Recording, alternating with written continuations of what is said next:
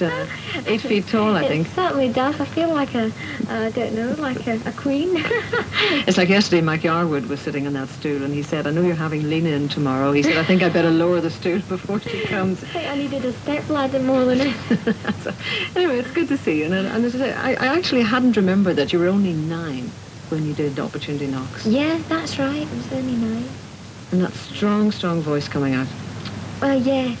Well, I didn't realise, sort of when you're 9, you don't really realise it or how strong it is until later on when you listen back to the records and you think, it was quite strong, I suppose. How do you feel about when you listen back to a lot of the earlier records? Because your voice has deepened quite a bit now, hasn't it? Yes, well, it has deepened. I mean, then I could sing a lot higher because, I think it's because of the fact that I was younger and I'm really old, you see. Really old at 18. Actually, you'll soon be 19, won't you? Yeah. And there's been quite a change of image for you because you've gone blonde since I saw you last for a start. Is that all part of it? At the moment. You mean it's likely to change by next week? Well, I never know with my hair, you see. One minute I grow it and the next minute, as soon as it's growing, I get it all chopped off. It's terrible because my office, my agent, she gets pictures done for me, saying, oh, fabulous, you got the hair short. And they sort of publicise the pictures and that. And then all of a sudden, I start growing it again. It's terrible. I was reading up a lot of information about you, Lena, and you have wonderful feelings towards the Isle of Bute, haven't you, where you were born and brought up. Do you still go there quite a bit? Well, I haven't been, I must confess, for about the last 2 years. And the reason for that is because my parents have moved to London to be with me. And in the last year I've sort of managed to get a house. And I'm staying with them now. And they like it here. And but I mean, I do miss Scotland in a way. But as long, I think, as the people you know who are with you, that's the main thing. Because for a long time, you kind of had this business of living apart, obviously from your parents. You had to because of the geography of the whole place. And you kind of... Is your sister still back up in... No, she's here as well. She moved down eventually, did she? Yeah. Left her school and everything? Yeah, she just left school not so long ago. And, I mean, she's beginning to like London, but it's a big step for her because, all the time she's been on an island and now suddenly she's come to London and... Did your parents adjust to it quite quickly? I think they've done very well adjusting to it because it's like a completely different world. On the island it's like it's so completely different. So quiet, I should think. Yes. And then suddenly the hubbub of city life? Yes. Are your parents entertaining? Because they very much started out as entertainers, didn't they? Well, my dad is at the moment. He's doing most nights of clubs and little pubs and things about the place, and he quite likes that. And, Was it a question that you grew up with entertainment? I think, yes. I've always had music around me.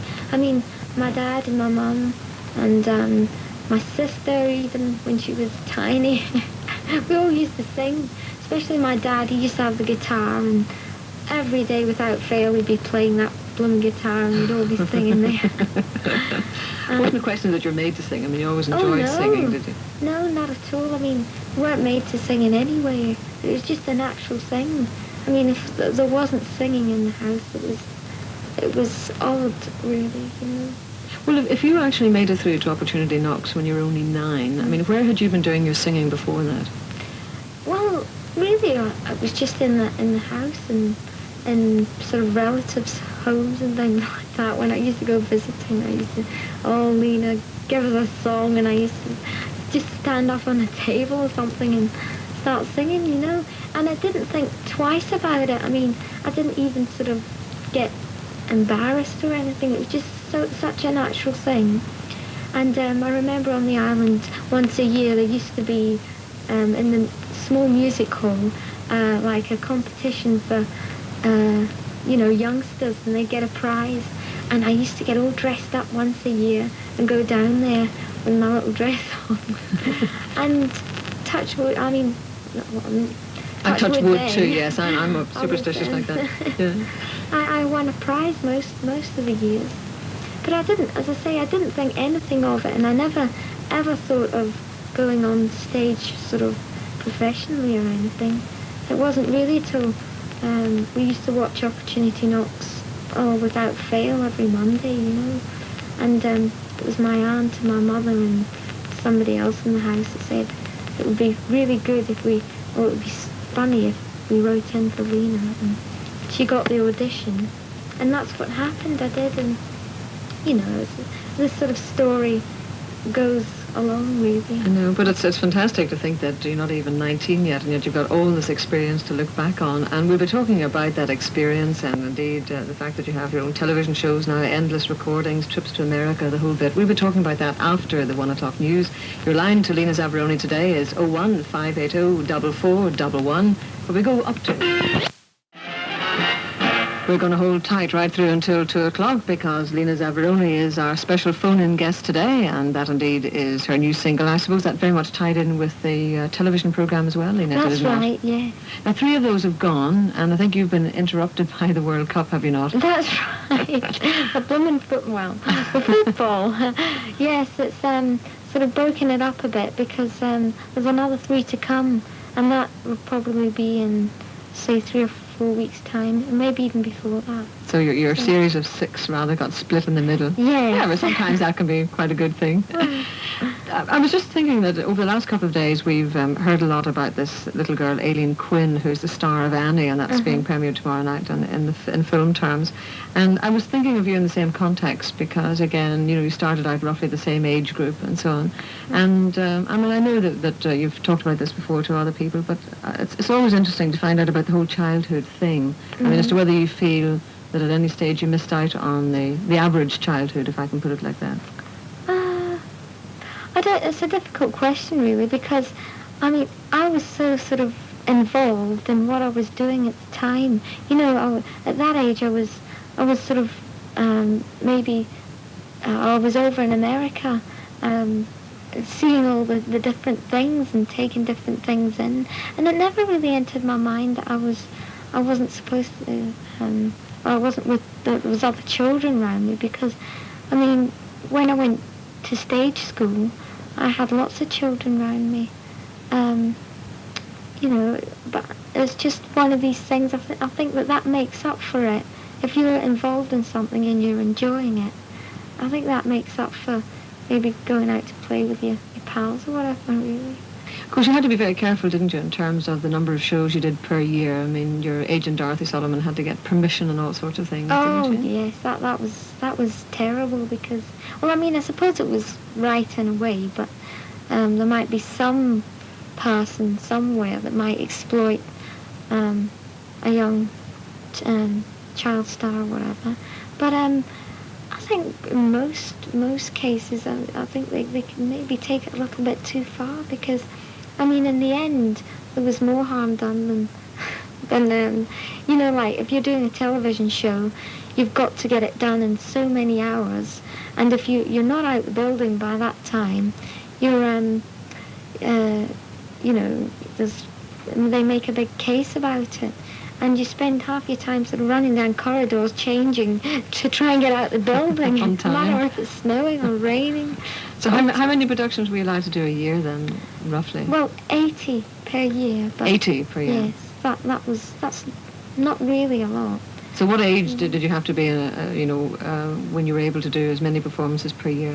I think it was Sort of 16, 17, something like that. 16, I think. So was that a bit of relief to you then, when you could pretty well decide what you wanted to do? Oh, it's so much better. I mean, you don't have licenses to think of, and all the paraphernalia, you know, of what time I have to be at a certain place, and what time I have to be out, and how many hours I have to go to school, and you know, it was a bit of a hassle all around, really. Yes. Yeah. Did you enjoy stage school?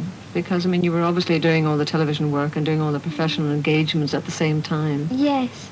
Well, really, stage school worked in a way because they did the 3 hours schooling any time you wanted. Like, if I went off to do television, they after the television, they could say, well, you can come in and do your 3 hours now or whenever. And it was just ideal. But I did do a bit of, when I had the time, a bit of dancing and acting and all that.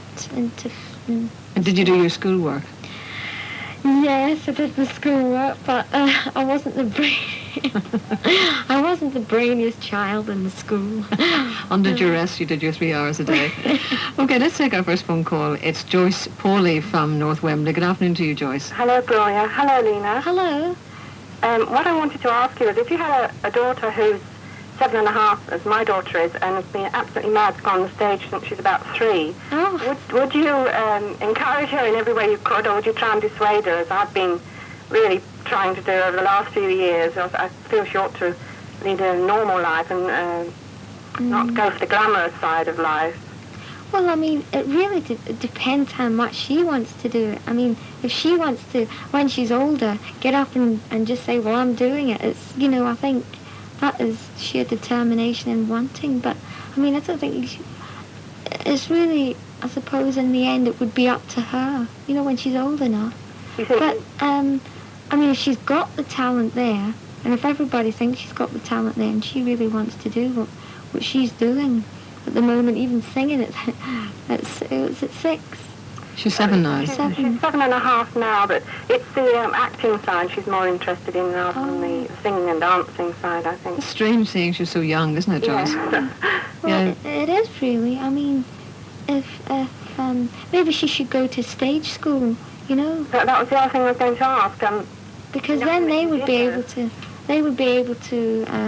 lead her the right, into the right way, to see whether she would become an actress or whatever. Does she seem really determined, Joyce? Oh, yes, extremely. She lives it, really. What sort of things does she do around the house? She loves acting. She's always dressing up at home. She does the ballet. She goes to ballet every week. But her favourite thing is looking at old film star magazines and books and things like that. She's absolutely mad keen to look like Gloria Hunniford. That's lovely. People like that. You used to do that, Lena, didn't you? Well, actually, come to think of it, I used to dress up as Carmen Miranda. Yes. I used to put my shoes on, and I used to go out and stick bananas and things in my hair and use my mother's good frocks and things. And I used to go outside, and all my friends used to sit on the doorsteps, and I used to say, now, you stay there. I'll get penny sweets from the van. And when the ice cream van came, I used to run and I used to say, right, how many pennies have we got there? I used to buy boxes of penny sweet things and bring them back. And I used to try and do the show in front of them, but unfortunately I used to give the sweets before I did the show, and that once they had them, they just went. So, it's different to pay them to come in and see you, isn't it, Joyce? Yes, that's true. I think that's marvellous. Did your little one then put on a lot of shows around the house? She's always singing for us, and like last night in the middle of supper, she suddenly said, can I sing you a song? We have to sort of say, no, you just eat your supper first, and we'll listen to the song afterwards. All right. I think you've got a star in your hands there, Joyce, somehow or other. Thank you very much for your call, anyway. Do you think I could have a photograph for her, Lena? Yes, I could, yes, if you leave your address with, Thank you very much indeed. Okay, bye-bye, Joyce. Nice show, Gloria. Thanks a lot, Joyce. All the best. Thank you for your call. Did you actually look at films and want to be Shirley Temple or whoever? I can't honestly, but I mean, I used to love watching, when they did show the old films of Shirley Temple. I loved watching them. And, but I never ever thought of myself as anything really, Because other people have likened you onto Judy Garland now. Do you take to that favourably or not? I mean, in terms of just your presence and voice and presentation. I don't know really, because I don't feel like anybody else. I just feel like me, I don't know. I suppose it's a compliment really, but I like to think that I'm sort of my own. I'm just me, she said. I'm just me. Just you be Scottish and dig your heels in and say, I'm just me. All right. We'll come back to your calls in just a second with Lena Zavaroni, but in the meantime, the Beatles.